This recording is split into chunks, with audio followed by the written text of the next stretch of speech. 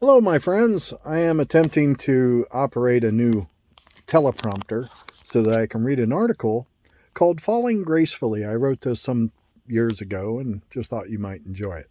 I don't know if the thing will work, but maybe I can make do. So pardon me if I'm not looking you in the eyes. I have to look below the camera in order to be able to speak or to read this. So it's called Falling Gracefully. Oh, all right, it's really cruising now. We are all falling. The moment we were born, each of us jump off a cliff. Picture a very tall cliff like those found in some cartoons, the kind that go on seemingly forever. Down and down we fall. Everyone and everything falling to our deaths. A morbid or sad thought, you might think, but relatively true nonetheless. Do you know anyone or anything that will not physically come to an end? As our bodies grow into maturity, if our particular fall or particular leap is from a cliff tall enough to allow us to fall for so long, the thought of the floor rushing up to meet us frightens us. So over to one side, perhaps we see someone falling at the same speed as ourselves, and we think, maybe the fall will be easier if I have someone to share it with. So we toss them a line. They, also afraid and wanting comfort and distraction, grab a hold of the line and we tie ourselves together. Then we see another and another. As we find people, things, and even belief systems that do a good job of helping to distract us from the enormity of the fall, we throw a line around that person or thing and tie it to ourselves so that we can live in the illusion of stable ground beneath our feet, non-falling, if you will. Since everything in our view is falling at the same speed, we can somewhat ineffectively fool ourselves into thinking that we are not rapidly descending to the rocky floor some unknowable distance below.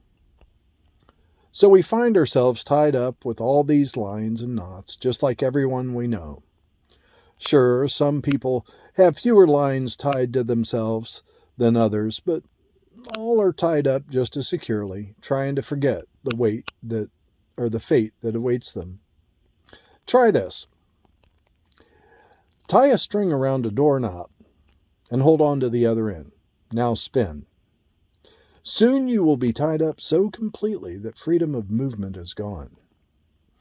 A grim picture indeed, especially so for its relative truth. Life might not even be worth living were this the only way to fall. Now imagine one day you see a man or woman falling with no strings attached to him. He seems happy and at peace, expending effortless effort, like a child on a playground, playing with the wind generated by the speed of his fall.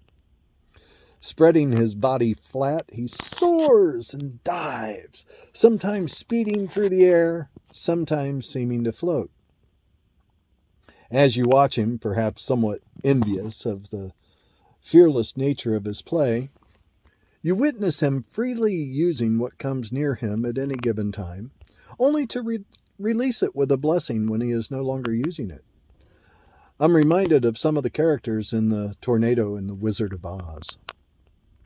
How unusual, you think.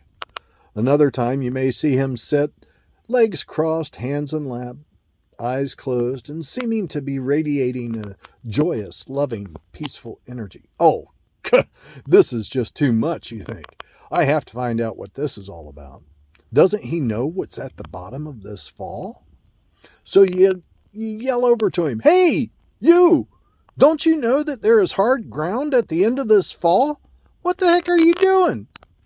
"Oh yes, I know," comes the calm and happy reply. "That is why I'm practicing how to land softly." So what can we learn from this? Where is the good news? Surely there must be some.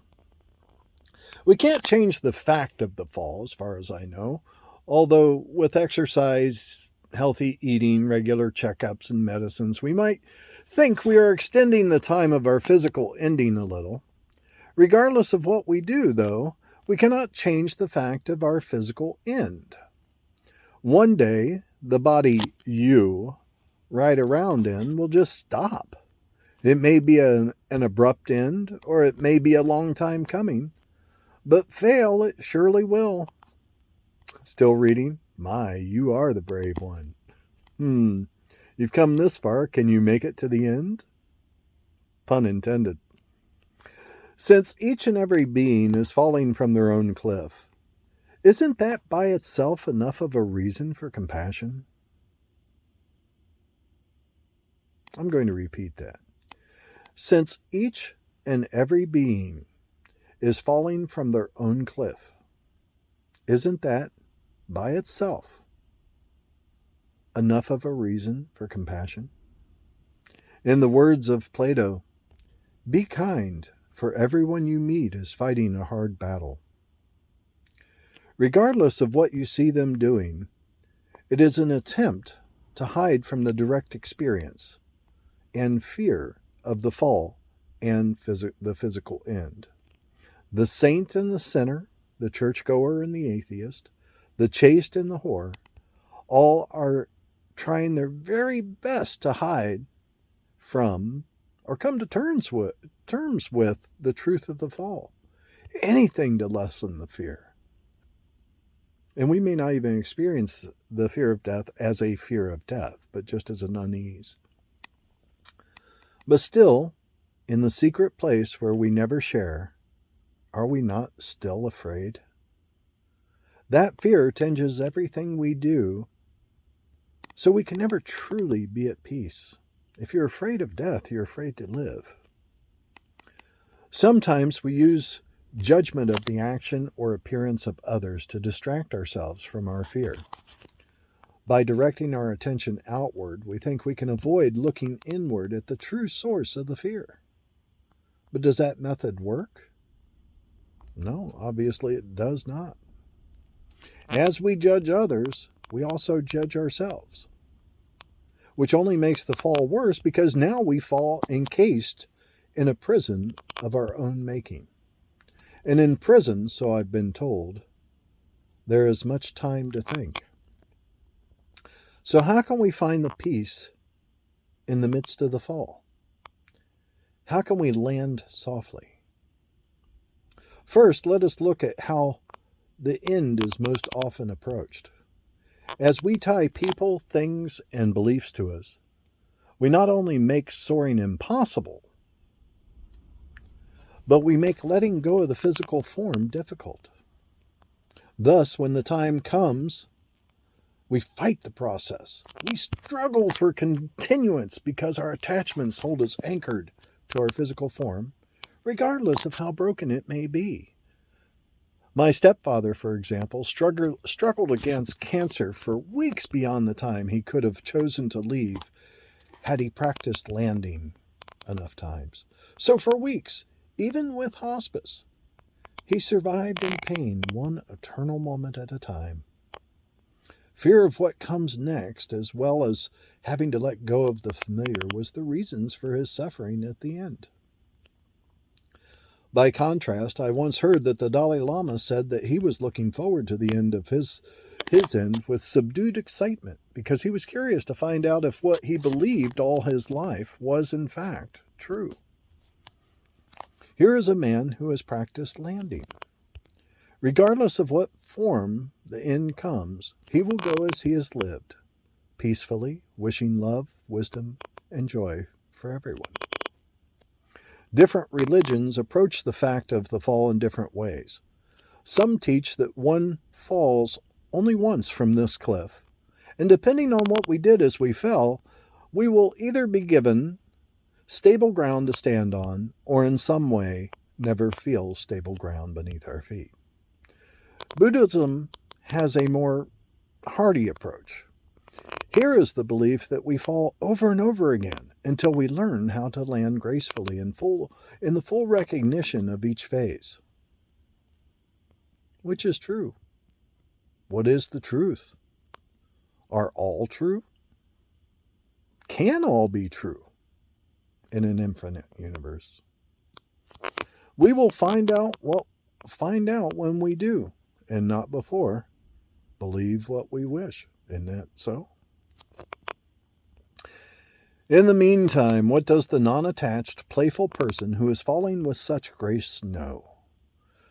That as long as one refuses to look at and fully accept the inevitability of the truth of the fall and subsequent end, one will continue to fall in fear, attaching more and more lines to oneself until the freedom that can be known in free falling is completely stifled. They know that only by untying each thing and letting it go can one play with and be joyful in the rush of the fall. By being kind to others in their fear, one can help oneself to fall gracefully. And only by practicing landing will one be able to land softly and in peace. We use emotional ropes to tie ourselves to things and people. Only by letting go of the ties can we experience true freedom. But what do I mean by letting go? Does it mean to travel through life with no one and nothing by your side? No, it means the gestalt or deep realization that whoever and whatever is by our side is free to leave at any time. They are free to be whoever and whatever they wish, and we accept that. We don't try to hold them and when they wish to leave, but accept them back with loving kindness when or if they do come back. When they are gone, we do not wallow in pity or regret or sorrow, but instead continue to live our lives in a kind and loving manner. A little extra addition here that's not actually written in this article. I have come to, I'm a cat lover. I think cats are just awesome creatures. You can insert any animal that you really enjoy in this next analogy. I've come to think of everybody who comes near me, who comes into my life, as though they're a cat, just a visiting stray cat. Here at my mother's house, I often leave my RV door open because the neighbor has a cat named Bug.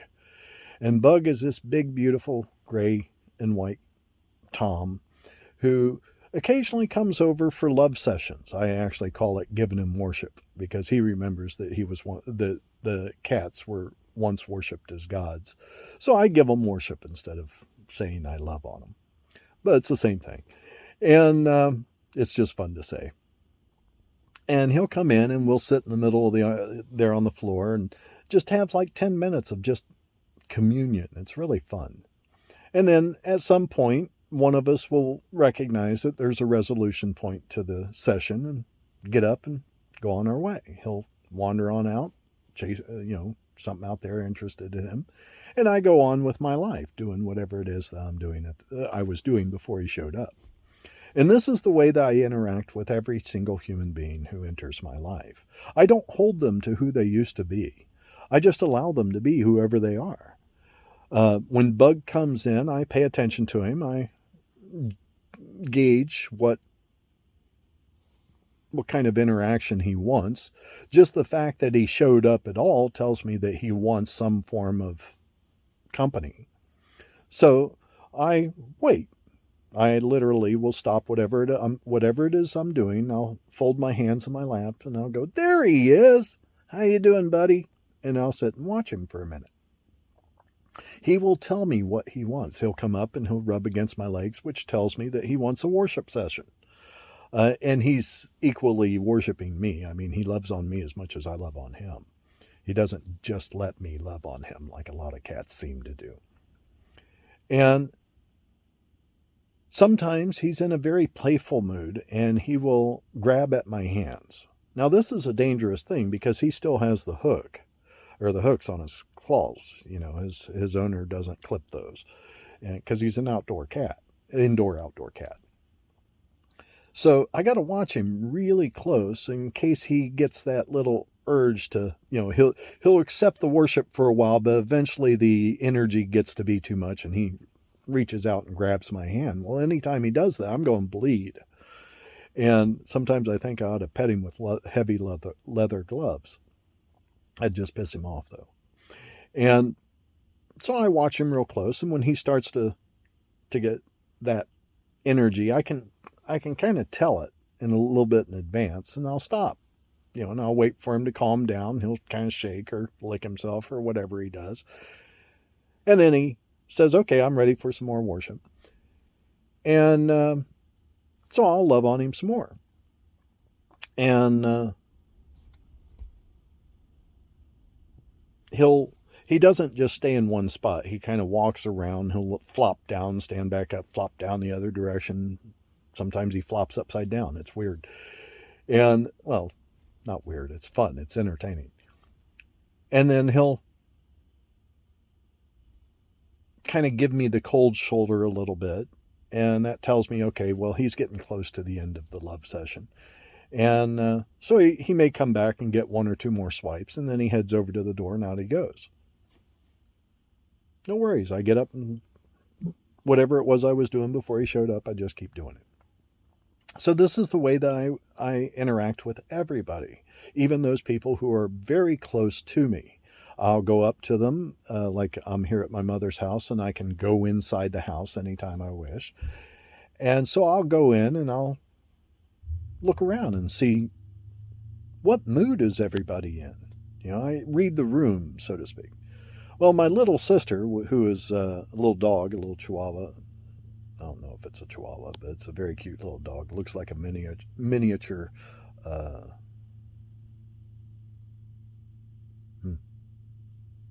well, never mind. Can't remember the name of the dog. It'll show up probably a little later. And she's always just so happy to see me. My mother is generally happy to see me. Actually, I think she's always happy to see me, but she might be involved in something, so I can't really, I have to check and make sure that she's in a visiting mood. And I'll visit with her for a while. I try not to hold her to who she was yesterday or expect her to be somebody. I just wait and see who she is in that moment. And then I respond in a kind and loving way. My stepdad is the same way. He's a little more prickly. And so sometimes I talk to him, sometimes I don't, but I always greet him. And as often as I can, I'll say goodbye when I'm leaving. But I allow them to be who they are. So with that, all of that said, I'm going to go back to reading. So the free person knows that we can learn to be calm in the face of inevitable loss. And in the process, we also learn to be calm in the face of rapturous joy. For it too is falling and will end and pass away. As Ogmandino wrote, Ogmandino, I think is how that's pronounced. Beginning today, treat everyone you meet as if they were going to be dead by midnight. Extend to them all the care, kindness, and understanding you can muster. Your life will never be the same again. I have found that to be so true. How do we learn such things? Well, by reading this or listening to this, you've already begun. If you consider it, you have taken a step. To continue, I will offer several suggestions. One is to find a teacher or guide. A guide is one who has already learned how to fall gracefully. If they still live in fear, then they are not a true guide. It often takes time to discern if another is playing a role or is truly living a life without fear. In my own experience, Buddhism seems to have had the greatest concentration of true guides. Perhaps your experience will be different. Read. Wayne Dyer, Eckhart Tolle, Thich Nhat Hanh, the Dalai Lama, Gangaji, Adyashanti. There are so many authors of free-falling wisdom. And a special mention is Sadhguru. He's got lots of videos and probably one of the wisest men I have ever had the pleasure to meet. I met him once up in Canada, Vancouver. Watch YouTube videos of the people mentioned as well as Muji, Gil Farnsdale, and I just mentioned Adyashanti, Sadhguru, just to name a few. Another step, my own videos. Another step one can take is to learn to meditate. This, I believe, is the most powerful thing that one can do to learn to fall gracefully and land softly.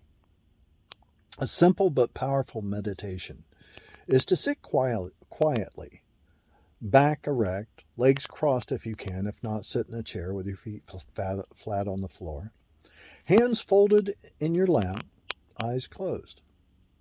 Draw your attention to the fact of your breathing. Focus that attention on the triangle between the bridge of the nose and the corner of the lips, wherever the breath hits. If you can't feel the hit at first, keep at it. The sensitivity will come. Give nothing else any importance, but just the awareness of the sensation of breath. If pain comes from sitting, don't worry. Give it no importance. It will fade. If great joy arises, give it no importance. It too will fade. Memories, feelings, sensations, no importance is to be given, only the breath. Do this for 10 minutes twice a day. After a week or two, up the time to 15 minutes each. After a couple of weeks, make it 30 minutes each. By the time you are at 30 minutes twice a day, you will have experienced wonderful changes in your outlook on life, and you will have begun to experience a hint of the freedom of the free fall for yourself. May you learn to fall with grace, and may your landing be soft and full of peace. Adyashanti.